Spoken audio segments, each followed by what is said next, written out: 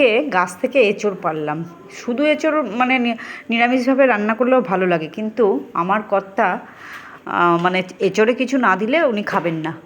উনি নুন ছাড়া নুন কম দিয়ে খাবেন, তবু এঁচোড়ে চিংড়ি মাছ দিতেই হবে। এ দেখো বাজার থেকে চিংড়ি মাছ নিয়ে এসছে, কেটে ধুয়ে বেছে এই যে আমি তেলে ভেজে নিচ্ছি। চিংড়ি মাছ বেশি কড়া করে ভাজতে নেই, শক্ত হয়ে যায়। দেখো এঁচোড় আলু সব সেদ্ধ করে রেখেছি। আমাদের গাছের এঁচোড় খুব ভালো, মানে খেতে এত টেস্ট। এত এঁচোড় কিনে খেয়েছি বাজার থেকে, কিন্তু আমাদের গাছের এঁচোড়ের মতো এঁচোড় কোনো সময় মানে পাইনি।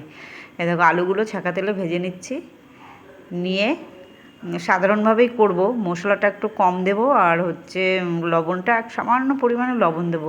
পরে আমার কর্তারটা তুলে নিয়ে তারপর আমাদেরটা লবণ মেশাবো। দেখো আলুগুলো ভেজে তুলে নিলাম। এখন ওই তেলে জিরে ফোড়ন দিয়ে দেবো, দিয়ে তারপর তোমার এঁচোড়টা করবো। বেশি তেলও দেবো না, এঁচোড় টেচোড় খেতে গেলে তেল লাগে বেশি, কিন্তু কি করব, মশলা টশলা সব দিয়ে দিলাম একবারেই, কাশ্মীরি লঙ্কার গুঁড়োও দিয়ে দিলাম।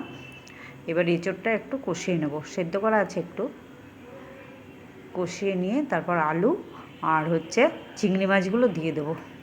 গরমে এঁচোড় খাচ্ছি, এমনিতেই গরম লাগবে, যা গরম পড়েছে।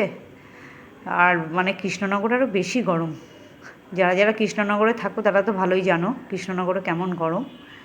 দেখো চিংড়ি মাছ আলু সব দিয়ে দিলাম, দিয়ে একবারে কষিয়ে নেব।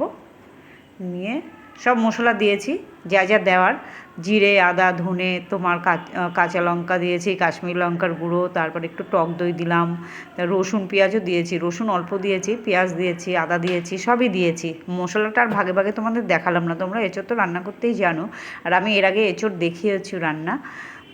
এই দেখো কষিয়ে নিয়ে এইবার গরম জল করে রেখেছি, জলটা দেবো। আমি সব তরকারিতেই গরম জল দিই, দিলে তরকারিটার টেস্ট বাড়ে, সেদ্ধটাও মানে ফুটে ওঠে তাড়াতাড়ি, রান্নাটাও দেখবে তাড়াতাড়ি হয়ে যায়। হ্যাঁ দেখো, দিয়ে কালারটা খুব সুন্দর এসছে। ওরটা তুলে নিয়ে আমাদেরটা লবণ মেশাবো, এই হচ্ছে আমার কাজ হয়েছে এখন।